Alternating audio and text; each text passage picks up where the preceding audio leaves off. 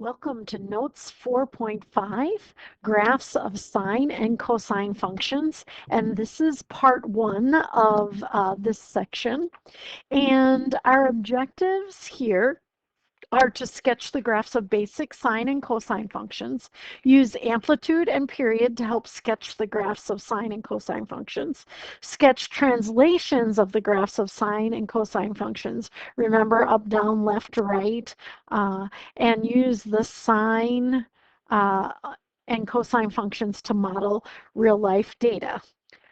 And so now we're going to look at the basic sine and cosine curves. And so now it's like taking the values we have on that unit circle and kind of unwrapping them and plotting them by on the x-axis, the angle, and on the y-axis, the trig function like sine, cosine, tangent as we go. And so for instance, if we kind of think about, oops, just a second, my apologies.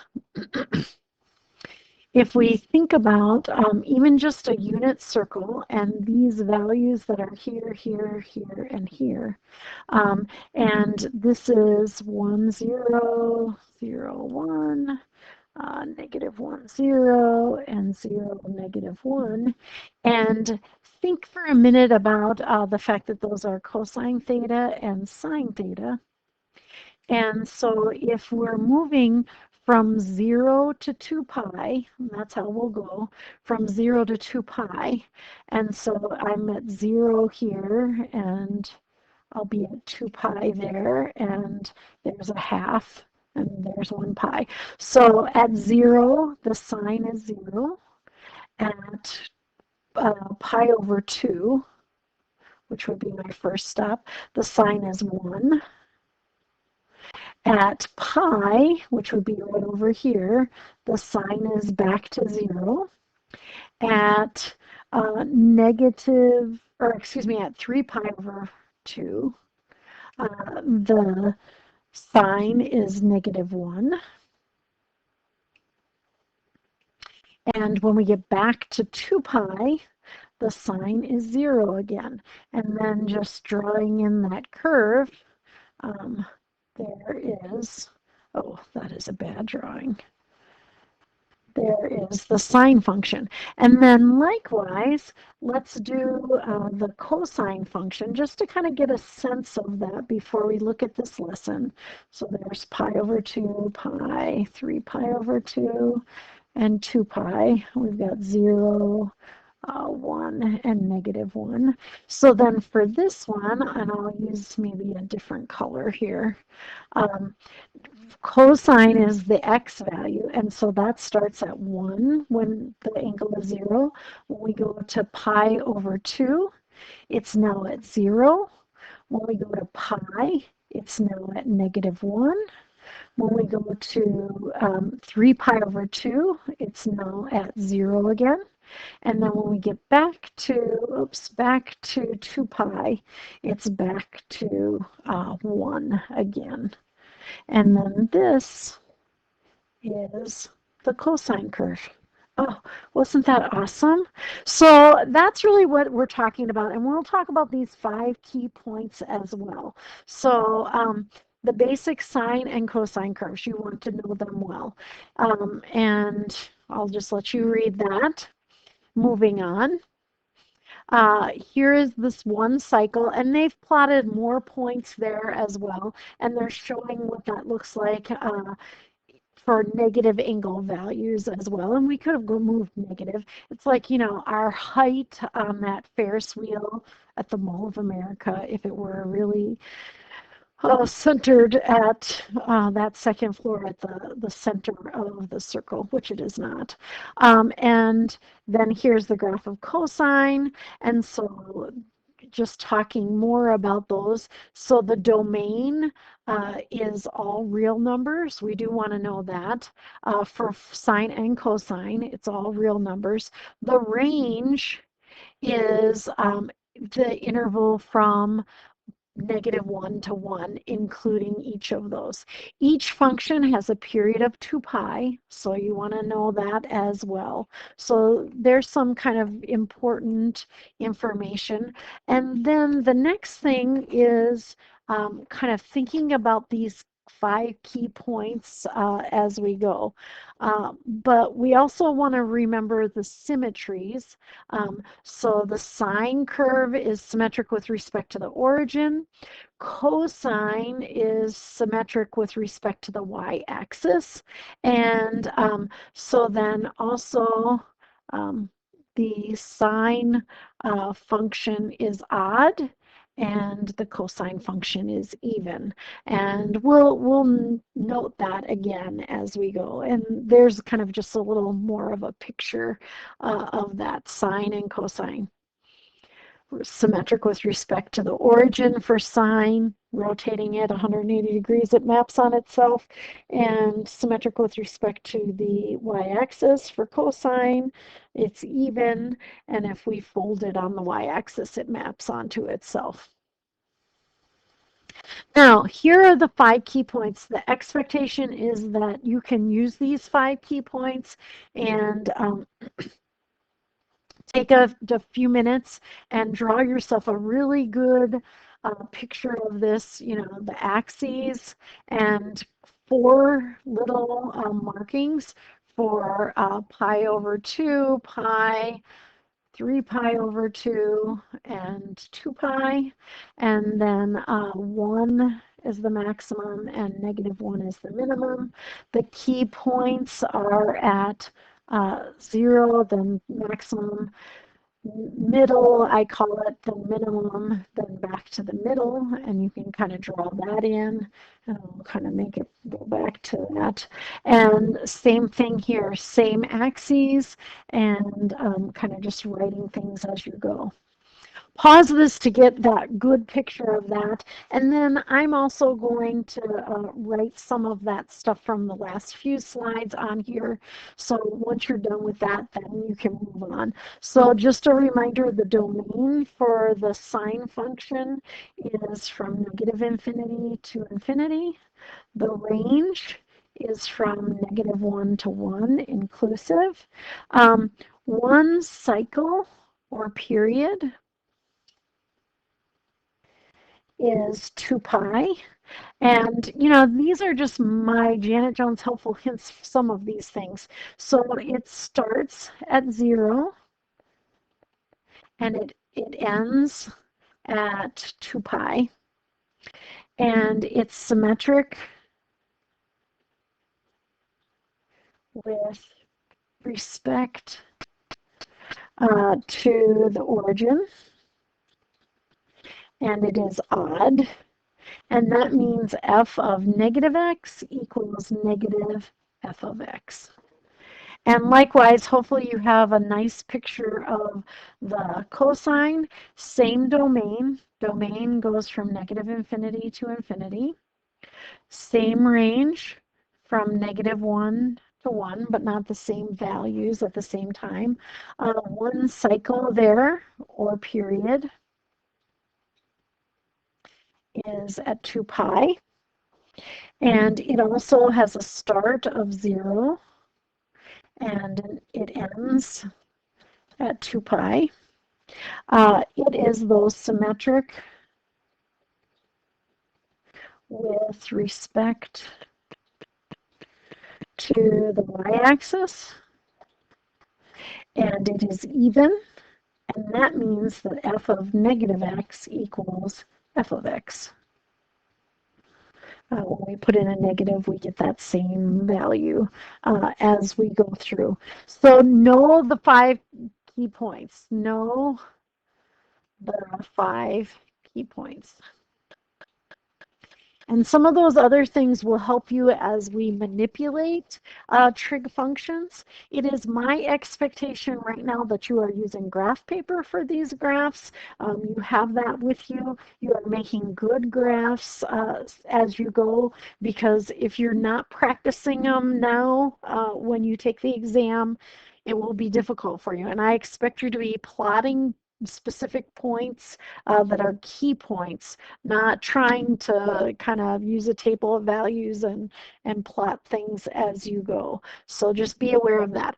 On the slides, I have uh, for most of these problems, I have double slides of every graph. So on the PDF, there will be a blank slide first with the problem on it not worked out, and then as I work it out on the second slide it'll be there, and then I often have a fourth slide or a third slide that has a previous answer just so that I can check myself occasionally. The other thing before I move on here is when we are finding these 5 key points, we're going to try to use increments.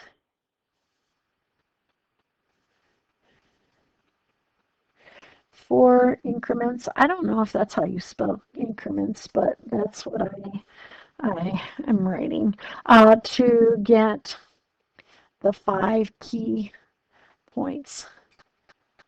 And so when you think about that on your number line, so to speak, you want to be able to have these four, I sometimes call them cubby holes, and they are equally spaced theoretically. Mine don't look great. But generally for these two basic functions, that's 0 to 2 pi, the start and the end. But you're going to find if you can find that starting point and ending point and then break it into 4 cubby holes, then your 5 key points will be easy to find. And 5 because it's like at the 0, 1, 2, 3, 4, and that gives you the 5 points as we look at this. Okay, now let's do our first problem. This is to sketch a graph of y equals 2 sine x on the interval from negative pi to 4 pi. And so kind of I have to think about my graph paper and what I've got here. And we know from kind of maybe previous work that there's some amplitude and period things happening, and we'll kind of write more about that as we move on, but that's okay. This is number 1, and it's y equals 2 sine x, and the interval we're using is from negative pi to 4 pi. And so we know this is the plane sine x, the period is 2 pi. And we know that when sine x would be 1, think about this, when that's 1, I'm going to multiply it by 2, so it'll be 2 for a maximum. When sine x is equal to negative 1, I'm going to multiply it by 2, and it'll be negative 2. So instead of oscillating between negative 1 and 1, it's going to oscillate between negative 2 and 2. So we'll kind of keep that in mind as we go. And then I have all these graphs papers on my notes, and I've always feel like the axes there. Somehow the axes, especially the x-axis, is not kind of right spot on. And so that makes me feel a little happier. So if I want my little 4 cubby holes and I have to go all the way out to 4 pi, I feel like I'm going to use a little box for every pi over 2. So there's 1 pi, 2 pi, 3 pi, 4 pi. So pi, 2 pi, 3 pi, 4 pi. And I'm going to go back negative pi, just negative pi. So I'll just label those parts of the axes. I already said I'm going to go up 2, and so I'll use 2 boxes of those. 1, 2, 0 is right there, negative 1, and negative 2. Now, I know that 1 period is between 0 and 2 pi, so I'm going to use those 4 little cubby holes right there to get my 5 key points. And I know that sine starts at the middle, top, middle, bottom, middle. So let me kind of get rid of that. And so I'm going to just plot those points.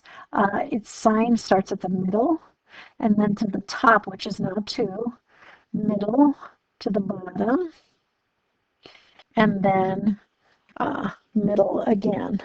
And so then I'm going to just draw in one period so that I can see it. Now it's very easy for me to just draw more periods. I was at the middle, top, middle, bottom, middle. So there's my next period. And then going backwards, kind of think about it being at 2 pi. Then I go bottom, middle, top, middle. So I'm at the middle. I go to the bottom and then the middle. And that's really all I was asked to graph. So I'm going to leave it like that. And so this is y equals 2 sine x.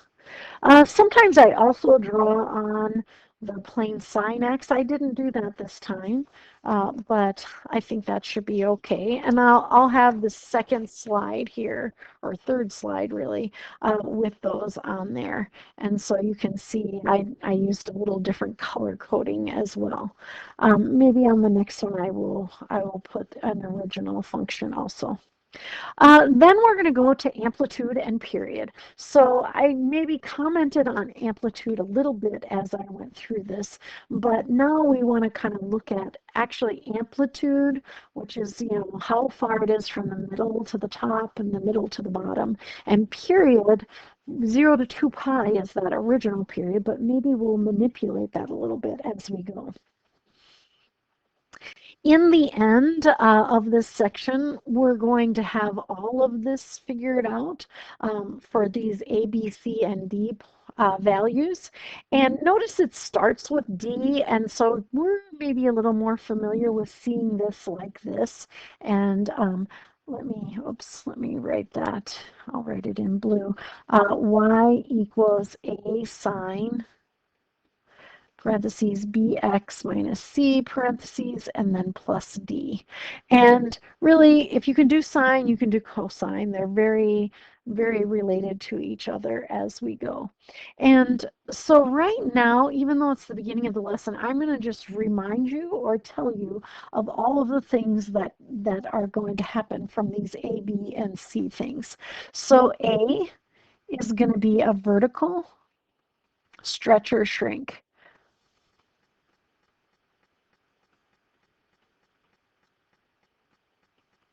And we'll also write ourselves a note that if it's negative, it will reflect in the x-axis. So kind of another negative, the negative dynamic. And A is going to be considered the absolute value, or the amplitude is going to be the absolute value of things as we look at that. And then this B right here is going to be a horizontal stretch or shrink. Horizontal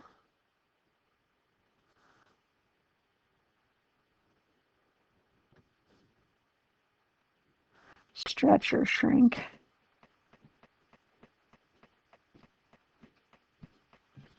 And then this C, and keep in mind then this bx minus c is kind of all together, so there's more than one dynamic going on inside of that. That is going to be a horizontal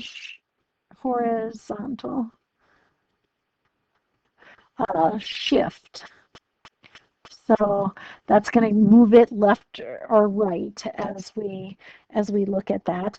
And then the plus D, this D part, is going to be a vertical shift. Vertical shift.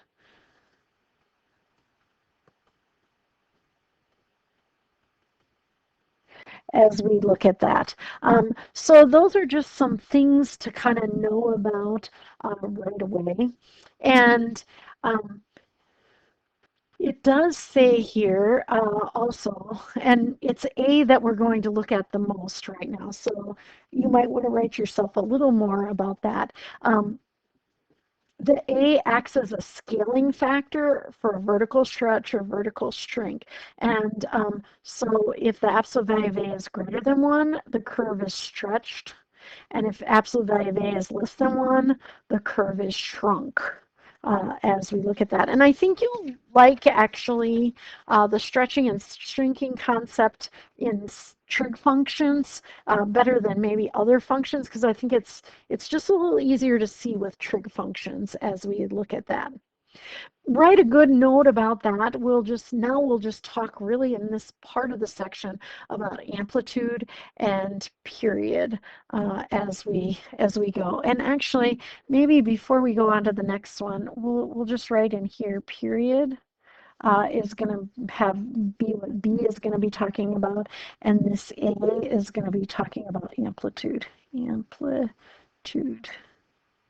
And we'll kind of put those in parentheses just so we know that's what we're talking about as we go. Then let's move on. And here is our next kind of part of this. And also think about this A, then our Y values go from negative A to A instead of negative 1 to 1. And we talked about that in multiplying before. So here's the definition of the amplitude of sine and cosine curves.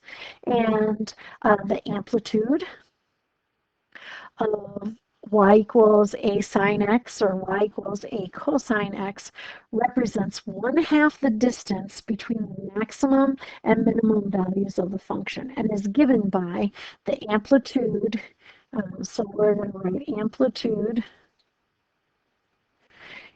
equals the absolute value of a.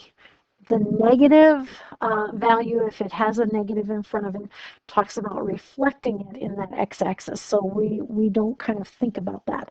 Now, what it says about this maximum and minimum, as we move through this chapter or section, we do want to think about if we had some values and we had to come up with the model, how do we do that? So we want to know that the amplitude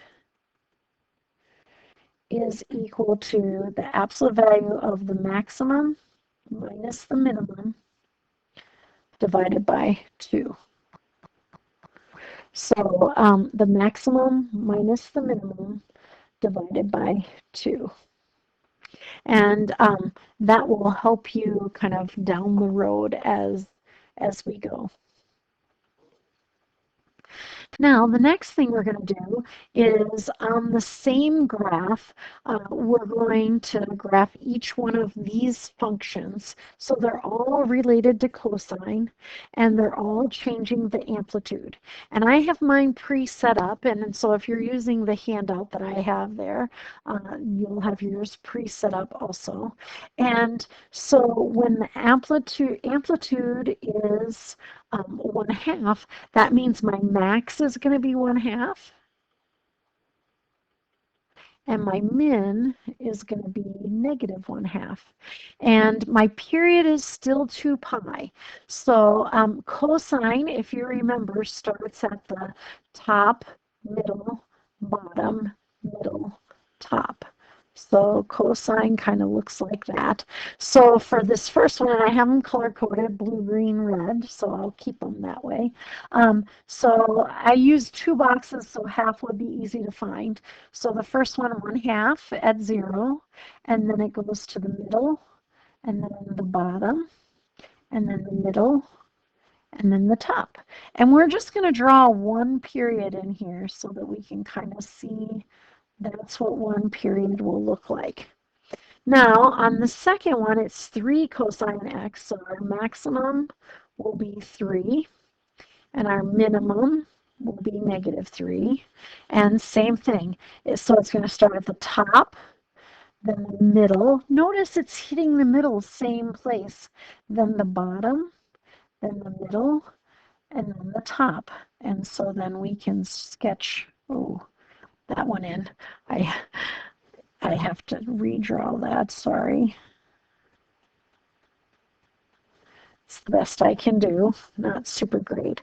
Now, the last one here is negative 3. It's still going to have a maximum of 3 and a minimum of -3, but it's going to flip that. And so we're going to start at the minimum, middle, maximum, middle, minimum. And so it's going to look like that. So it's flipping that green one essentially over the x-axis. So minimum, middle, maximum, middle, minimum. And so that should be kind of a good picture of some different things that can happen with amplitude. And so just changing that stretch vertically as we look at that. And then we did this negative one. Now it's going to just kind of talk about the fact that that's a negative. Here's my old one. It looks pretty much the same.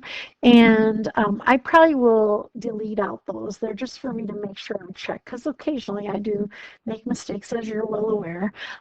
And so the graph y equals negative f of x is a reflection in the x-axis. And so that's what happened with the -3 cosine. And so we just want to know for ourselves that if we have a negative f of x, it's going to reflect that in the x-axis. So just be aware of that. Now, let's move on to period. And for the period of the function, sine and cosine, b is a positive number, the period of y equals a sine bx, and notice it's the coefficient of that, or y equals a cosine bx is given by the period equals 2 pi over b.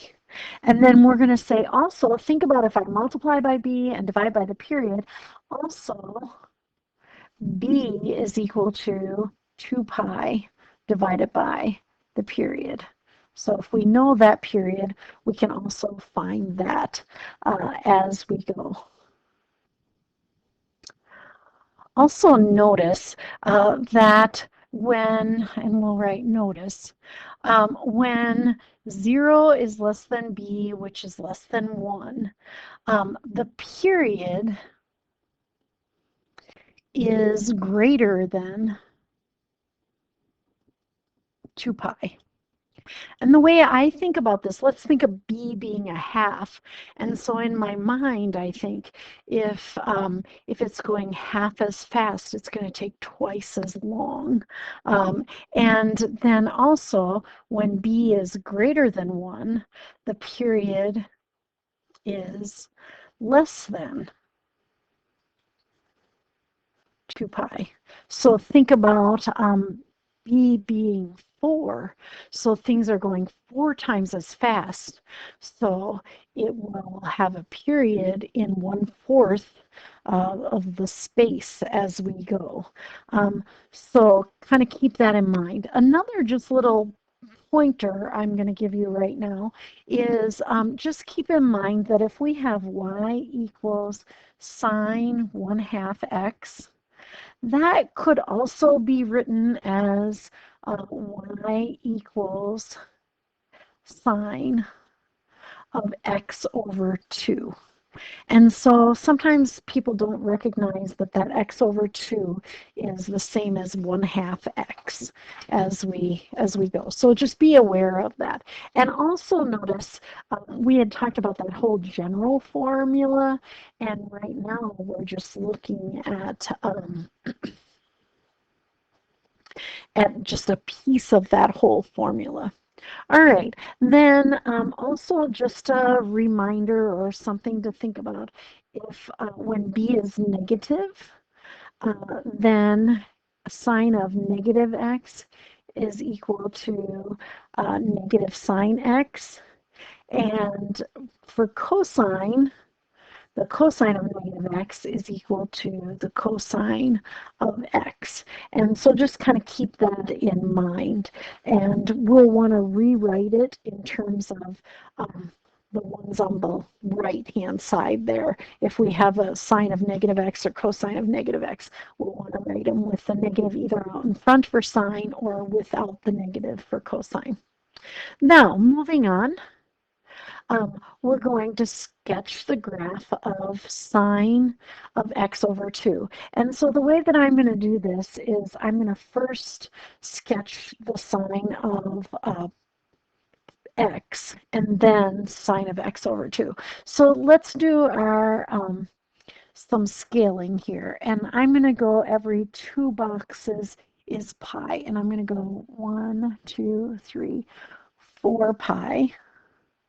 So 4 pi, 3 pi, 2 pi, and pi.